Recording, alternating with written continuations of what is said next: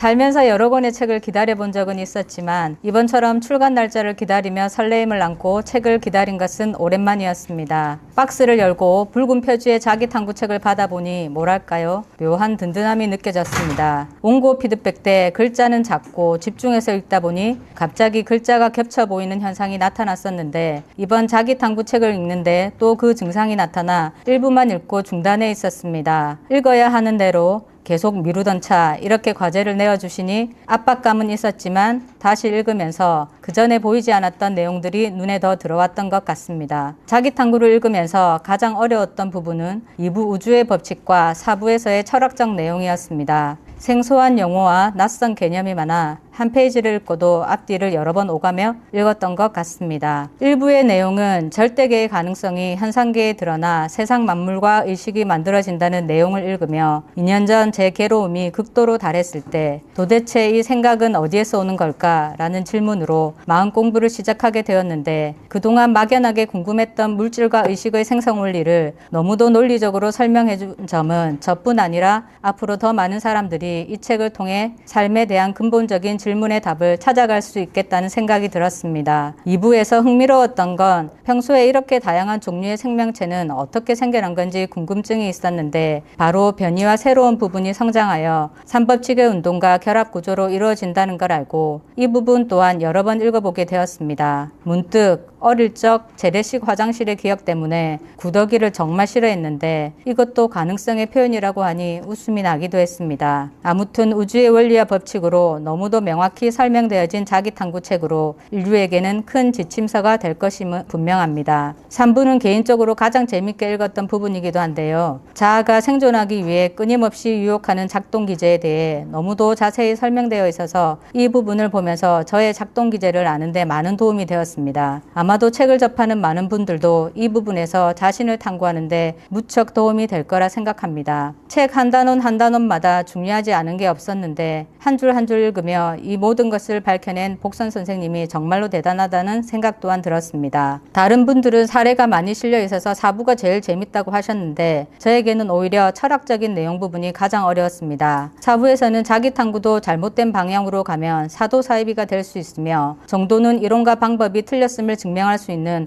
반증 가능성을 가져야 한다는 부분의 내용은 많은 사람들이 더욱더 자기탐구를 신뢰하지 않을까 합니다. 5부를 읽으며 느낀 것은 결국 자기탐구의 목적은 새로운 지식을 많이 아는 것이 아닌 자아에서 벗어나 본성으로 살아가라는 것이고 지금은 AI 기술이 발전할수록 인간은 시간에 구속되어 더욱더 괴로움이 커지는 건 자명한 일이지만 문제가 있는 곳엔 해결책도 있다는 우주의 원리와 법칙처럼 본성의 AI인 자탐체봇이 하루빨리 개발되어 전 세계 많은 사람들이 괴로움에서 벗어나 본성에서 살아가는 새로운 인류의 시대가 열리기를 기대합니다.